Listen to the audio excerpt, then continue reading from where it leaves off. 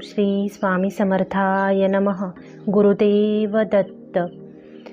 ज्या काही दैविक कर्म असतात, देवकर्म ज्याला आपण म्हणतो, त्यामध्ये अनेक पूजा असतात. मानसिक, कायिक, वाचिक या सर्व पूजेमध्ये काही ना काहीतरी साहित्य लागत असतं. फुलं हवे असतात, गंध, धूप, दीप, जल, त्यानंतर वस्त्र, फुलं, पाणी, नैवेद्य हे सर्व आपल्याला देवकार्यासाठी लागतं. मग आता आपल्याला असं देवकार्य करायचं नाही आहे, स्तोत्र मंत्र प्रत्येकाला पठण करणं आवडतं असं पण नाही आहे, पण तरीही मनात एक भावना असते की आपण काहीतरी सात्विक कर्म नक्की करावं. मग ते काय करावं की ज्या कर्माने आपले बंधमुक्त होऊ आणि त्याचं फळही आपल्याला अगणित मिळेल, अशी एक पूजा आज मी तुम्हाला सांगणार आहे.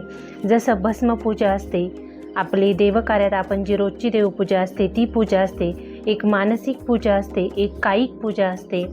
या सर्व पूजेंमधून आपण देवाचं जे सात्विक रूप आहे त्याची प्रार्थना करत असतो.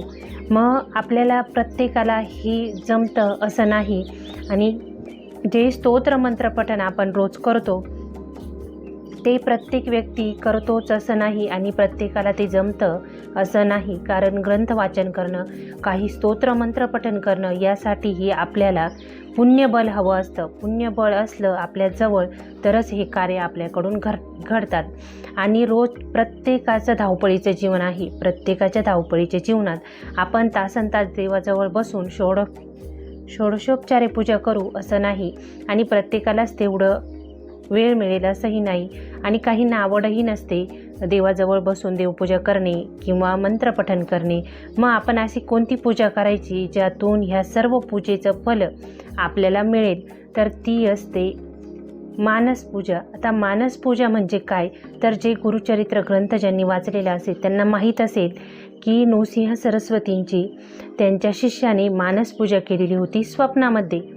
नृसिंह सरस्वती यांची मानसपूजा केल्यानंतर ती कशी असते हे त्या ग्रंथात नमूद केलेलं आहे. आणि मानसपूजा म्हणजे मनाने केलेली भगवंताची पूजा. मनाने पूजा करायची म्हणजे काय करायचं, तर माणसाचं मन हे इंद्रिय नाही आहे, मन हे कोणाला दिसतही नाही, पण ते आहे आपल्या हृदयामध्ये, ते आहे. आणि त्याला शोधलं आणि त्याचा जर थांगपत्ता आपल्याला लागला तर नक्कीच यातून चांगलं आपले देवकार्य होतं.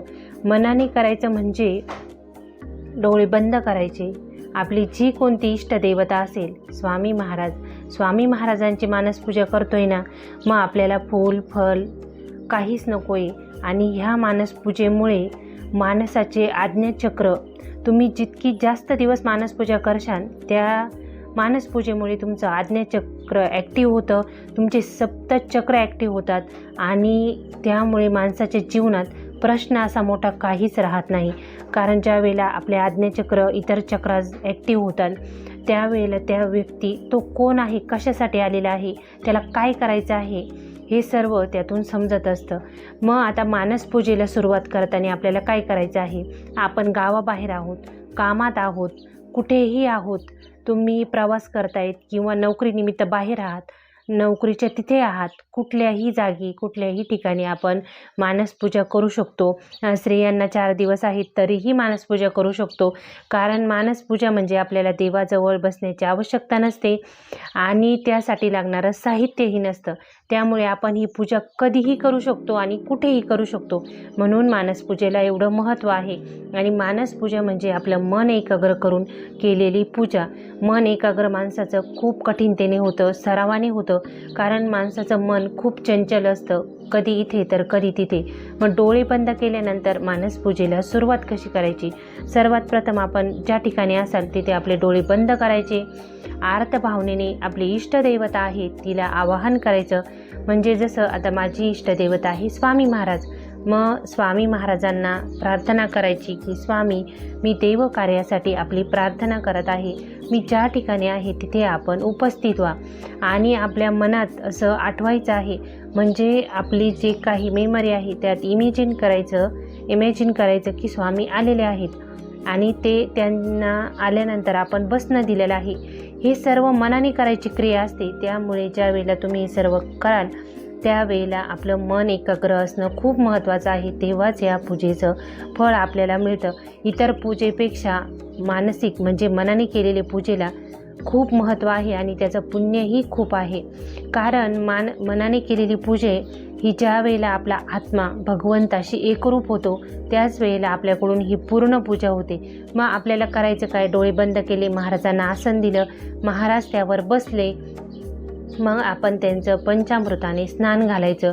आता पंचामृत आपल्याजवळ नाही, ती वस्तू नाही आहे, पण ती आपल्या मनामध्ये आपल्याला आठवायची आहे. हो, मी स्वामींना दुधाने आंघोळ घालते, पाण्याने आंघोळ घालते, गंगाजलाने आंघोळ घालत आहे, मध घालत आहे, साखर त्यांच्या अंगावर स्नान घालण्यासाठी मी घालत आहे आणि मी महाराजांची स्नान झाल्यानंतर त्यांना वस्त्र घालत आहे आणि त्यांना गंध, धूप, दीप लावत आहे, नैवेद्य दाखवत आहे आणि अशी पंचोपचार पूजा मी करत आहे असं आपल्या मनामध्ये तुम्हाला आठवून प्रयत्न करून ही सगळं आठवायचं आहे.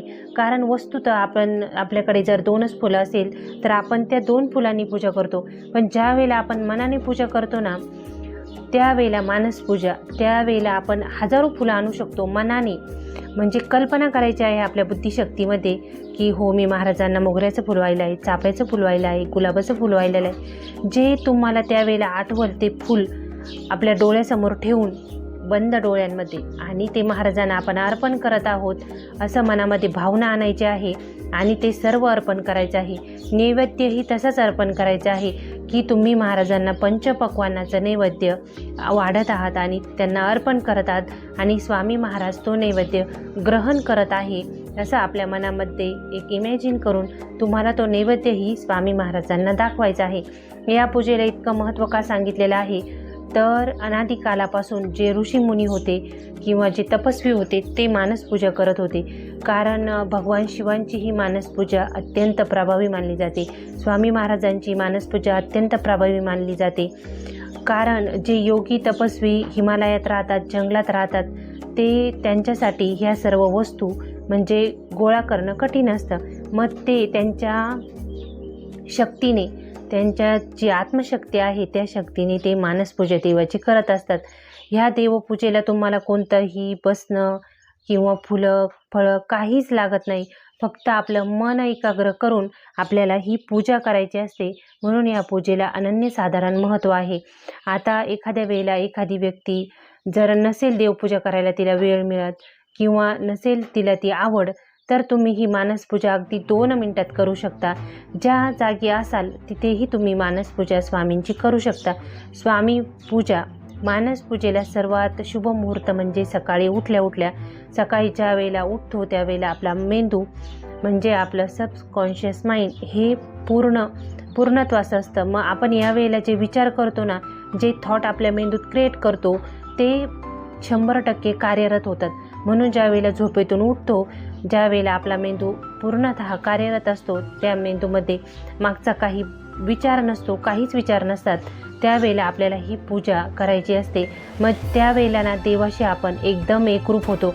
कारण ब्रह्ममुहूर्त म्हणजे देव पृथ्वी तलावर खूप जवळून असतात आणि ते आपल्याला आशीर्वाद देण्यासाठीच पृथ्वी तलावर भ्रमण करत असतात ब्रह्ममुहूर्ताच्या वेळेवर. त्यावेळेला तुम्हाला ही मानसपूजा करायची आहे. मग यासाठी कोणतं सोळं लागत नाही, आंघोळ केलेलीच पाहिजे का, असं काहीच नाही. त्यामुळे तुम्ही जिथे कुठे असाल तेव्हा ही मानसपूजा करू शकता. मानसपूजेसाठी कोणताही नियम आपल्याला नाही आहे. मग रोजची देवपूजा आपल्याच्याने होत नाही, स्तोत्रमंत्र पठण होत नाही, ग्रंथ वाचन आपल्याला आवडत नसेल तर ही 2 मिनिटाची देवपूजा तुम्ही नक्की करायची आहे. मानसपूजा ज्या ठिकाणी असाल त्या ठिकाणाहून ही पूजा केली तरीही चालते. मानसपूजे जितकी तुम्ही जास्त दिवस करशाल तितक्या दिवसानंतर तुमचं आणि भगवंताचं नातं एकदम घट्ट होईल आणि तुमचे आज्ञाचक्रही याने ॲक्टिव्ह व्हायला मदत होईल तुम्हाला. त्यामुळे नक्की मानसपूजा करून बघा आणि स्वामी महाराजांना आर्ततेने हाक मारा. स्वामी नक्कीच आपल्या कार्यासाठी धावून येतील. तुमचा कोणताही प्रश्न असेल, तुम्ही ही मानसपूजा रोज केली तर नक्की तुम्हाला त्या मानसपूजेमध्येच तुमच्या प्रश्नाचं उत्तर मिळून जाईल.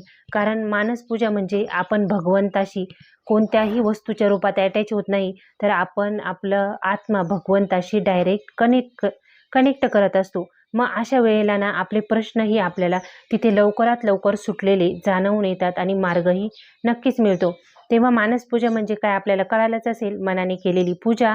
आणि मानसपूजासाठी आपल्याला काहीही लागत नाही, त्यामुळे आपण ही मानसपूजा नक्की करू शकता. आपला काही याबद्दल प्रश्न असेल तर नक्की विचारा. आजचा दिवस तुमचा स्वामीमय जावो हीच महाराजांचरणी प्रार्थना.